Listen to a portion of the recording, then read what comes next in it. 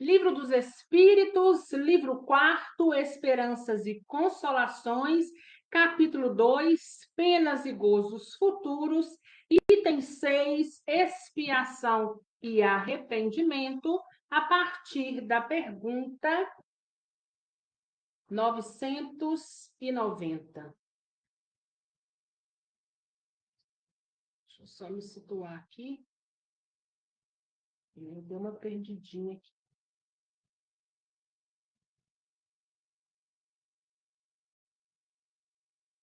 Expiação e arrependimento. Esse capítulo, ele nos fala, essa quarta parte, né? O capítulo 1 vem falando de penas e gozos terrestres, no capítulo 2, penas e gozos futuros, né? Se existe penas e gozos terrestres, é aquilo que nós passamos enquanto nós estamos encarnados. E as penas e os gozos futuros, né? O que é esse futuro? É quando a gente desencarnar. Não é futuro da questão de amanhã. É um amanhã, mas não na Terra, no mundo espiritual. E o item 6 vem falando exatamente de expiação e de arrependimento. E nós vamos entender aí esse capítulo, que com certeza vai trazer um pouquinho de aprendizado para aqueles que ainda não conhecem, mas, sobretudo, vai reforçar para aqueles que já conhecem também a doutrina e que, numa eventual oportunidade, já passou por aqui, por esse capítulo. Então, na pergunta 990, Allan Kardec pergunta aos espíritos: o arrependimento se verifica no estado corpóreo ou no estado espiritual? Lembram? Esse capítulo fala de gozos futuros lá na espiritualidade. E a questão de nos arrepender? Eu passei por alguma coisa na vida terrena e me arrependi. Se esse arrependimento não acontece aqui, ele acontece no mundo espiritual? Ou ele acontece com mais frequência no mundo espiritual? Porque na grande maioria das vezes, quando nós estamos na carne, a gente não consegue verificar e entender alguns erros. A gente acha que a gente está certo, né? Mas e se a gente tiver certo, mas no fundo, e se a gente achar que está certo, mas no fundo estarmos aí equivocados, né? Quando que esse arrependimento acontece? E os espíritos respondem: esse arrependimento acontece no estado espiritual, mas pode também verificar-se no estado corpóreo, quando bem compreendeis a distinção entre o bem e o mal. Então, o que é que eles estão querendo dizer para a gente? Se não arrepende aqui, vocês vão arrepender lá. Se vocês já sabem a distinção, todos nós encarnados, ou a grande maioria, ou uma parcela, já sabe o que é bem e mal, vocês vão saber distinguir quando vocês estão no caminho errado ou no caminho certo, quando vocês têm que recuar, quando vocês têm que arrepender diante de determinadas condutas, ou não. Mas se vocês assim não o fazem no mundo físico, o arrependimento acontecerá, então, no mundo espiritual. Pergunta 991. Qual a consequência do arrependimento no seu estado espiritual? Quando eu estou na Terra, se eu me arrependo, eu tento me redimir, eu tento reparar aquilo que eu fiz, eu tento consertar. Mas e no mundo espiritual? Consequência, visto que, se nós estamos no mundo espiritual, talvez naquele momento nós não vamos conseguir reparar se nós tivéssemos conseguido distinguir enquanto estávamos aqui encarnados. Então, qual a consequência? O desejo de uma nova encarnação para se purificar. O espírito compreende as imperfeições que o impede de ser feliz, aspirando a uma nova existência, onde possa expiar as suas faltas. Então, o que acontece, né, gente? Nós, quando a consequência desse arrependimento, quando estivermos no mundo espiritual, é desejar consertar. Porém, o que acontece? Para que nós possamos consertar algo que aconteceu, que foi feito, que foi equivocada, uma conduta equivocada na terra, na carne, é na terra e na carne que nós precisamos consertar, né? Então, nem tudo nós vamos conseguir consertar do mundo espiritual. Então, quando a gente perceber, nós vamos ter em nós essa necessidade, né? O desejo para voltar, o desejo de reencarnar. Por isso que a fila é grande do outro lado, né? As chances cada vez mais escassas, mas a fila é grande, está todo mundo, né? Ou então uma boa parcela está querendo o quê? Voltar para ter oportunidade de crescimento, de purificação, né? Porque nós todos ansiamos ser felizes. E quando você conhece as causas que te trazem infelicidade e ver que essa infelicidade foi fruto de suas escolhas, você quer reparar, você quer então fazer diferente para que a sua caminhada seja também de forma diferente. Pergunta 992. Qual a consequência do arrependimento no estado corpóreo? Então, veja bem, se eu me arrependo no mundo espiritual, eu tenho como consequência o desejo de retornar para tentar fazer diferente, fazer melhor. E quando eu me arrependo enquanto eu estou na carne, no corpo físico, qual a consequência? Adiantar-se ainda na vida presente, se houver tempo para a reparação das faltas. Quando a consequência reprova e mostra uma imperfeição, o homem sempre pode melhorar-se. Então, qual é a consequência quando eu me arrependo na terra? Eu posso fazer o quê? Uma reparação mais rápida, né? Eu posso, então, consertar. Então, eu me adianto. Eu me adianto porque eu não vou deixar para depois, eu não vou deixar para outra vida, eu vou fazer agora. E esse é o objetivo, né? Que nós possamos fazer e resolver o quanto mais de questões que a gente puder. Porque o que eu faço aqui hoje, eu adianto lá na frente. Porque se eu não o faço, depois eu vou precisar fazer. Pergunta 993. Não há homens que só possuem o instinto do mal, sendo inacessíveis ao arrependimento? Não tem homens que têm só instinto para as coisas pesadas, para as coisas ruins, né? E não tem no caminho deles o arrependimento? Eles não acessam o arrependimento, né? Porque eles têm na sua essência um lado que tende mais para o mal do que para o bem. Já vos disse que se deve progredir sem cessar. Aquele que nesta vida só possui instinto do mal, numa outra terá o do bem. E é por isso que renasce muitas vezes, pois é necessário que todos avancem, atingindo o alvo, uns com mais rapidez e outros de modo mais demorado, de acordo com seus desejos. Aquele que só tem o instinto do bem já está purificado, pois pode ter tido o mal numa existência anterior. Então, aquele que hoje tem um instinto só para o mal, o livro dos Espíritos não fala o seguinte: calma, ele vai consertar uma hora. Porque hoje aqueles que têm o instinto, que estão trabalhando no bem, um dia também passaram por essas qualidades que não são boas, né? Ou seja, se depuraram, aprenderam. Eles terão oportunidade de aprender. Então, o espírito, nós avançamos sempre, porém, cada um está numa linha, num ponto de evolução. Uns estão mais à frente, outros estão cá no meio, outros estão mais atrás. Mas o fato é que, enquanto nós estivermos caminhando, todos nós vamos chegar onde nós precisamos. A questão é que uns vão demorar muito mais. Demorando-se muito mais em pensamentos, atitudes, as condutas, né, sendo aí negativas, vão passar consequentemente por mais problemas, mais dores, mais sofrimento. Porque, infelizmente, a vida nos ensina assim. A vida não nos ensina com o mesmo amor de pai e mãe. A vida não quer nem saber. A vida vai te impondo e a gente vai tendo que se virar para poder aprender aquilo que ela está propondo a cada um de nós, né? E aí a gente vai se equilibrando. E uma hora chega lá.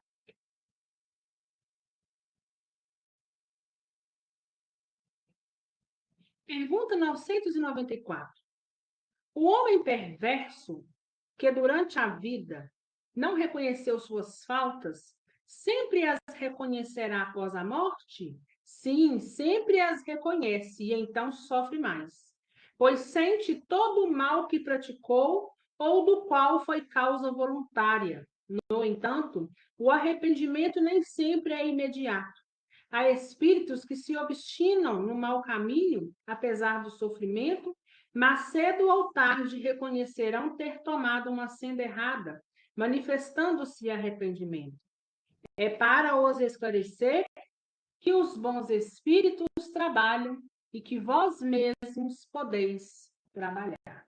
Então, a pergunta está nos dizendo o seguinte: aquele que durante a vida, né, o perverso, aquele que cometeu tantas faltas graves, né? Aquele que assassinou muita gente, que prejudicou muita gente. E eles? Se eles não reconhecem diante da vida no mundo espiritual, eles vão reconhecer? E os espíritos falam que sim, que eles vão reconhecer em um determinado momento. Porque nós precisamos lembrar aqui que a vida continua. E nós continuamos do ponto em que nós paramos. Por isso que eles falam que nem sempre de imediato o outro vai se redimir. Às vezes, ainda em espírito, vai tomar sendas, caminhos equivocados que não deveriam. Mas em um determinado momento, né, mais cedo ou tarde, eles reconhecerão o equívoco. E a espiritualidade amiga está trabalhando a todo tempo para que eles possam cair nesse arrependimento, porque caindo no arrependimento, eles encontram o caminho, né, que eles precisam seguir e trilhar, que é o caminho do bem, de querer fazer o bem, de querer, sobretudo, ser o bem, né? Modificando primeiramente a si, para depois modificar o ambiente onde ele se encontrará. Pergunta 995. Há espíritos que, sem serem maus, são indiferentes à própria sorte? Então, tem espíritos que não são maus, mas também não são bons. Eles são indiferentes. E aí? Então, eles falam que há espíritos que não se ocupam de nada útil. Olha aí a importância da gente ter, né, e se ocupar de alguma utilidade. Estão na expectativa, mas sofrem segundo sua situação. E como em tudo deve haver progresso, ele se manifesta pela dor. Então, há sim esses espíritos que eles não são maus, mas também não são tão bons, são indiferentes, né?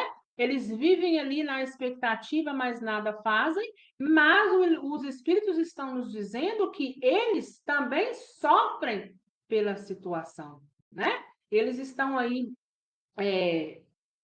manifestando constantemente a dor, né? Então, nós precisamos querer ser bons, nós precisamos querer trilhar o bom caminho, ainda dentro das nossas imperfeições, mas nós precisamos fazer a nossa parte, buscar, sobretudo, utilidade, né? E não ficar somente aí na expectativa. Pergunta 995A. Não têm eles o desejo de abreviar seus sofrimentos? Se eles sofrem por essa condição de estar ali indiferentes diante da vida, eles não têm desejo de abreviar o sofrimento ou de encerrar? Sem dúvida o têm, mas não dispõem de energia suficiente para conseguir o que os poderia aliviar. Quantas pessoas entre vós que preferem morrer na miséria a trabalhar? Então, aqui não tem nem muito que a gente explicar, né? Então, eles têm sim o desejo, mas não têm coragem para enfrentar o que precisa ser enfrentado, né? E ele faz uma pergunta no final, né? Há muitas pessoas que preferem estar na miséria do que se esforçar para melhorar um pouco, para mudar de condição, né? Pergunta 996. Desde que os espíritos veem o mal que resulta de suas imperfeições, como se explica que alguns agravem a sua posição e prolonguem seu estado de inferioridade, praticando o mal como espírito e desviando os homens do bom caminho? Então, ele está dizendo o seguinte: se os espíritos, eles sabem da sua imperfeição, né? Vê o mal que resulta delas, mas como explica a posição prolongada deles nesse estado inferior, praticando o mal como espíritos, né? Eles sabem daquela condição e ainda continuam nelas, ainda quando desencarnam. E os espíritos respondem o seguinte: são os de arrependimento tardio que agem assim. Então, o que ele está dizendo? Olha, é aqueles que desencarnaram no primeiro momento e não modificaram. Eles continuam mesmo, continuam querendo fazer as mesmas coisas, fazer mal para as pessoas, né? Tudo que eles puderem ali influenciar para fazer a coisa dar errado, eles estão fazendo, né? Mas esses são os que têm arrependimento tardio. Sabe-se lá que tardio é esse, né? Porque nós sabemos que tem espírito aí que está nos umbrais da vida há mais de 300 anos terreno. Mas o que é 300 anos diante da eternidade? Então, a gente tem um olhar e sabe que isso é um sofrimento, mas eles ainda, como não caíram nesse arrependimento, para eles está tudo certo. Existe até aqueles que gostam do umbral, né? Que sabe que existe o socorro, sabe que ali não é um bom lugar, sabe que aqueles que ali perambulam, né, não estão evoluindo, mas eles gostam daquele ambiente e por ali permanecem muito e muito tempo, até que possam ter discernimento para então tentar sair, né, daquela vibração. O espírito que se arrepende pode deixar-se arrastar ao caminho do mal por outros espíritos ainda mais atrasados. Então, está dizendo o seguinte: que são os espíritos que se arrependem tarde, que agem dessa forma, ou aqueles que se deixam levar por outros espíritos que também são ruins. É como aquele círculo de amigos, né? Se eu tenho aqui os meus amigos, eles estão fazendo coisas às vezes que eu não acho que é certo, mas estou eu lá no meio. A mesma coisa é a questão dos espíritos quando desencarnam. 997. Vêem-se espíritos de notória inferioridade que são acessíveis aos bons sentimentos e preces feitas em seu favor. Como se explica que outros espíritos que se deveriam considerar como mais esclarecidos revelam um endurecimento e um cinismo a toda prova? Então, está dizendo o seguinte: tem espíritos, né, que são aí, eles são bem inferiores, a gente vê, né, pela conduta, pela vibração, que é notório a inferioridade, né, mas eles são acessíveis aos bons sentimentos. Tem gente que está orando por eles são acessíveis a essas preces, né? Então, como explica os espíritos? A gente deveria considerar que eles fossem o quê? Esclarecidos, e, no entanto, eles se mostram endurecidos. E olha lá, a prece só tem efeito em favor do espírito que se arrepende. Aquele que, impulsionado pelo orgulho, se revolta contra Deus, persistindo nos seus erros, ainda os exagerando, como fazem infelizes espíritos, nada pode receber da prece e nada receberá até o dia em que uma luz de arrependimento o esclareça. Então, veja bem. O que dizer daquele espírito que recebe prece, que tem acesso ao bem, continua fazendo mal, está ali endurecido? O que esperar? Então, eles estão dizendo que a prece ela só é, de uma certa forma, útil para aqueles que têm algum tipo de arrependimento. Só que, veja bem, ele nos remete à pergunta 664. Ele fala lá, entre parênteses, né? Ver per questão 664. A questão 664 ela nos fala o seguinte, olha, essa prece, ela não surte o efeito que deveria, mas o espírito, quando você faz a prece, ele se sente aliviado. Mas não é o suficiente, porque o arrependimento precisa vir dele. Quer dizer, então, que a gente não vai fazer prece para aqueles que estão no umbral? Não, de maneira alguma. Nós vamos continuar as nossas preces. Por quê? Porque na tentativa de que, conhecendo o bem cada vez mais um pouquinho, vai ser igual a água. Tanto bate até que fura, não é assim? Então, os espíritos eles vão recebendo um alívio, de repente eles já estão tudo aí no mesmo jeito. Recebe mais um alívio, um alívio. Uma hora o arrependimento acontece e uma hora ele vai entender toda a questão. André Luiz não é muito exemplo para isso, mas nós vamos trazê-lo aqui. Quando André passa pelo umbral, a mãe orou por ele. A paciente também orou por ele. Ele não sentiu muita coisa, né? Mas coitado, por isso que eu falo que não é muita referência, porque ele só teve 2 pessoas que orou por ele, né? Mas quando ele saiu daquele estado, ele pôde conhecer, né? Quem desejou o bem. Mas quando a gente ora frequentemente para aqueles que estão na escuridão, para que Jesus leve a luz que a gente quer é a luz do arrependimento, da sabedoria, do discernimento, né? Porque a escuridão que eles se encontram não é a escuridão de uma luz igual, uma energia, né? Igual a gente tem na Terra. A escuridão que eles se encontram é a escuridão da mente, lembram? Nós somos espíritos que comandamos o corpo, a mente que comandamos o corpo, que comanda o corpo, né? Então, se nós não temos corpo, nós somos espíritos comandando mente. E a mente na escuridão, baseada em questões pesadas, leva à escuridão. Então, é necessário discernimento. Então, cada vez que você dá um alívio, de uma certa forma, ele vai também percebendo. E percebendo, uma hora, ele resolve mudar, ele se atina para as mudanças. Não se deve esquecer que depois da morte do corpo, o espírito não é subitamente transformado. Se sua vida foi repreensível, é que ele era um defeito. Ora, a morte não o torna imediatamente perfeito.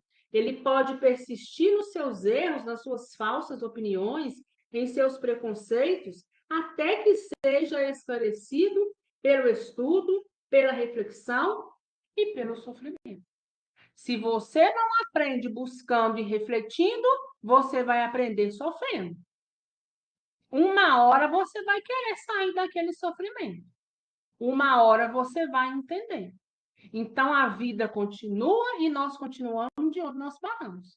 Se cada um de nós desencarnar nesse momento, nós vamos chegar no mundo espiritual com a mente, com a conduta, com as convicções, com o discernimento, exatamente como nós estamos agora. Então, se eu tenho um determinado entendimento, né, espera-se que eu consiga trilhar o bom caminho do outro lado também. Continue trilhando, continue desenvolvendo, continue estudando, continue querendo ser melhor. Mas agora, se eu, embora eu estudei, eu não soube e não quero trazer comigo esse sentimento, eu sou resistente à mudança, eu vou para onde tem espíritos que comungam das mesmas ideias. Né? Até que uma hora eu entenda, eu vou entender que aquilo ali não é para mim. Eu evoluo.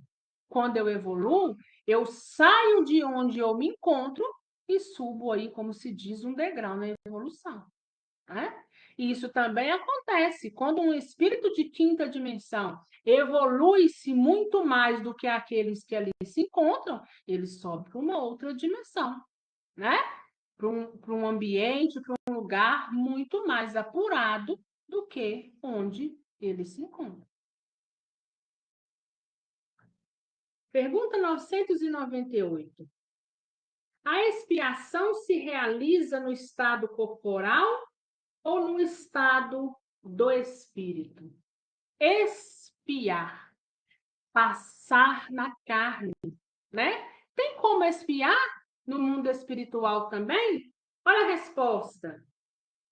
Ela se cumpre na existência corpórea por meio das provas a que o espírito é submetido e na vida espiritual pelos sofrimentos morais originários do seu estado de arrependimento. Eu expio na terra? Sim. Há possibilidade de eu expiar no mundo espiritual? Sim, através do sofrimento. Muitos que estão hoje em zonas densas e pesadas estão, de uma certa forma, espiando. Se eu não estou espiando ali, eu estou no mundo espiritual positivo, daqui a pouco, para que eu evolua um pouco mais, eu vou precisar passar pela terra ou num corpo mais condensado, corpo esse que vai me remeter ao aprendizado que eu necessito, que eu preciso, diante do ponto de entendimento que eu me encontro, né? Então, que nós possamos deixar para poder ir voltando, né? Para que a gente não precisa ficar passando aí pelo umbral, porque na Terra, por incrível que pareça, a gente encontra mais pessoas que possam nos ajudar. Lá do outro lado, nós vamos encontrar só quem joga pedra, quem julga, né? Então, aqui, querendo ou não, a gente vai encontrar, às vezes escasso, mas um aqui, outro ali, uma alma boa, né? Mas e do outro lado? O sofrimento é muito maior, é muito grande. Pergunta 999. O arrependimento sincero durante a vida é suficiente para extinguir as faltas e fazer que se mereça a graça de Deus? Então, o arrependimento sincero durante a vida, né, anula, extingue as nossas faltas?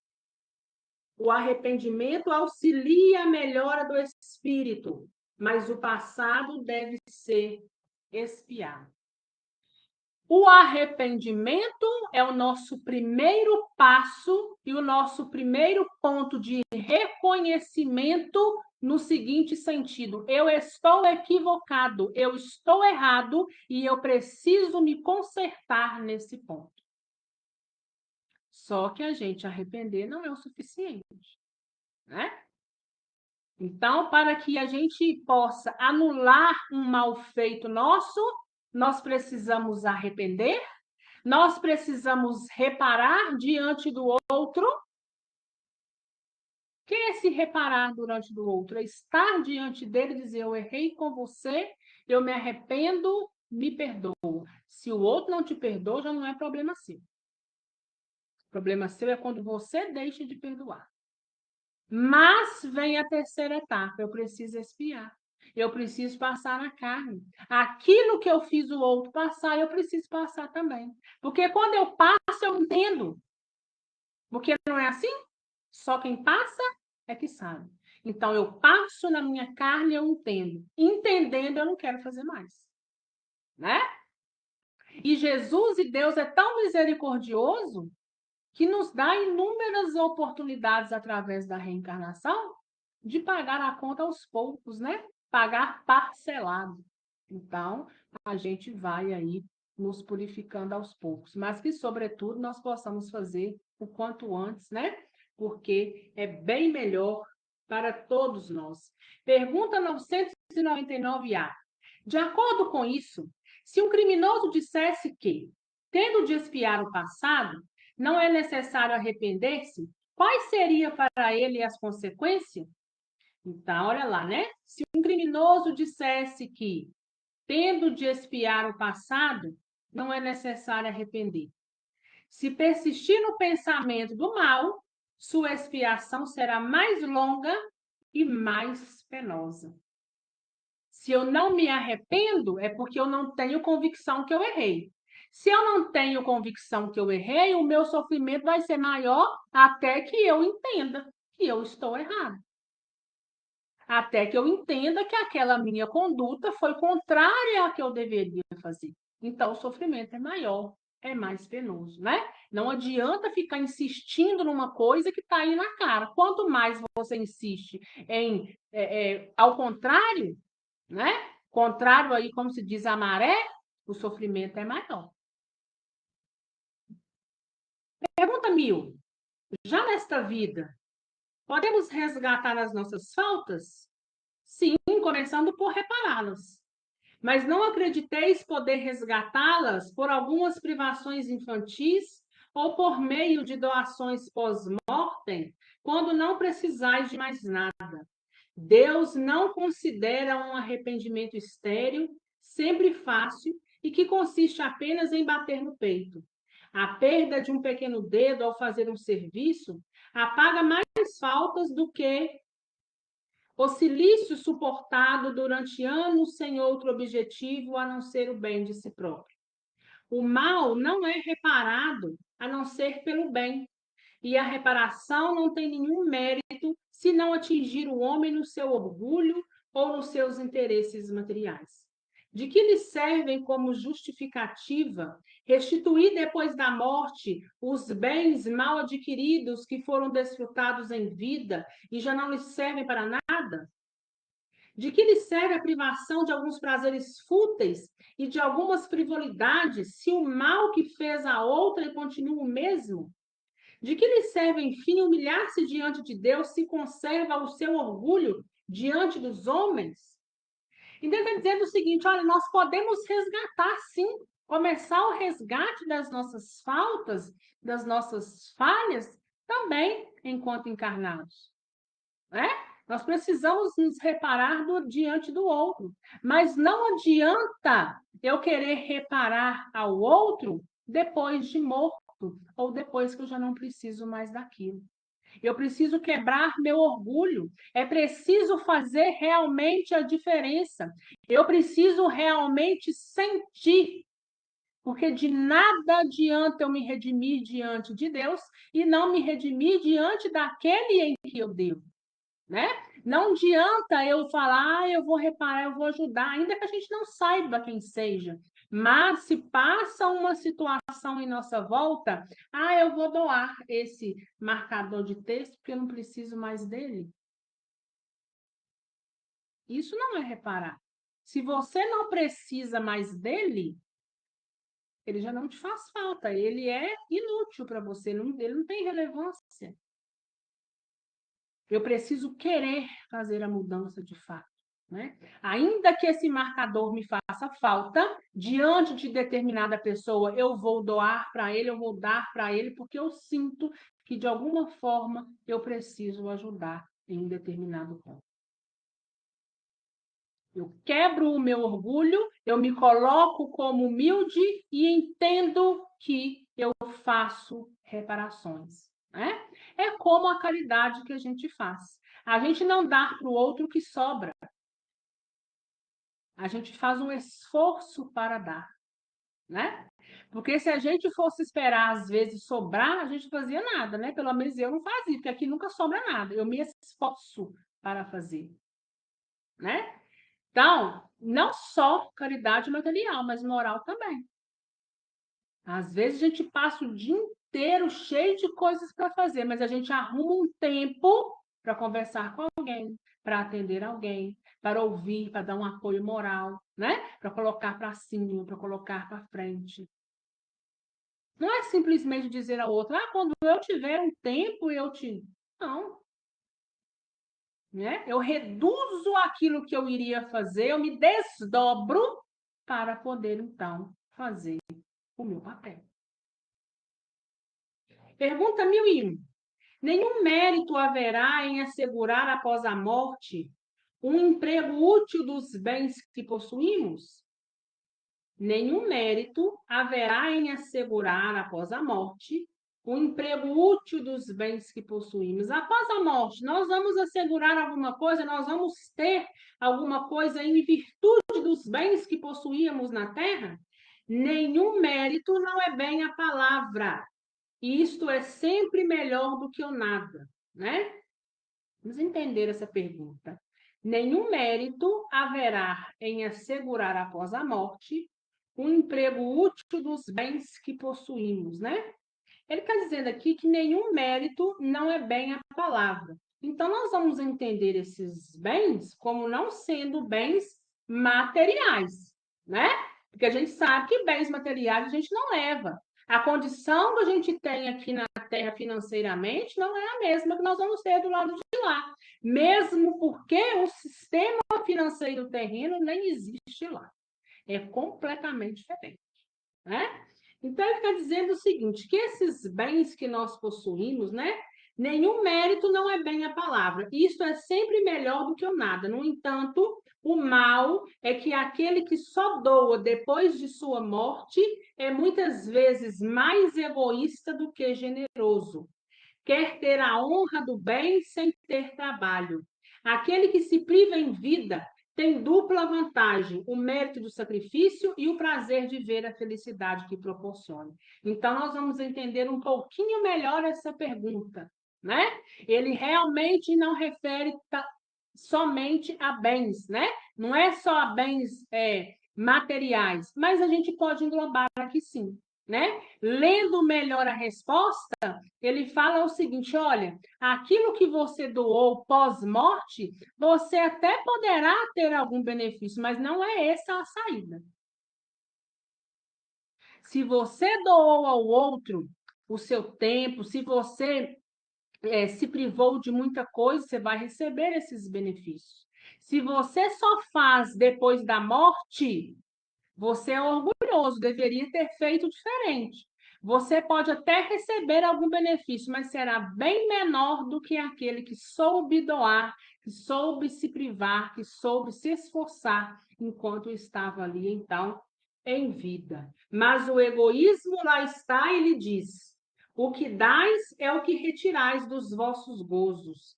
E como o egoísmo fala mais alto do que o desinteresse e a caridade, ele guarda com o pretexto de suas necessidades e das exigências de sua posição. Sabe aquelas pessoas, né, gente, que tem tudo e não doa nada?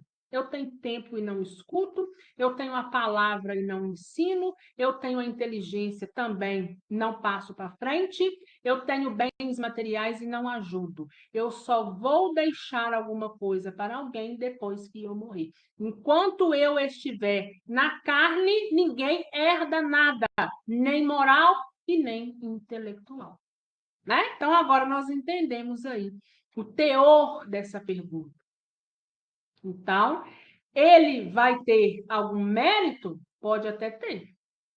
O nada não é o correto, mas vai estar bem próximo de zero aí, vocês podem ter certeza. Ah, lastimai aquele que não conhece o prazer de dar.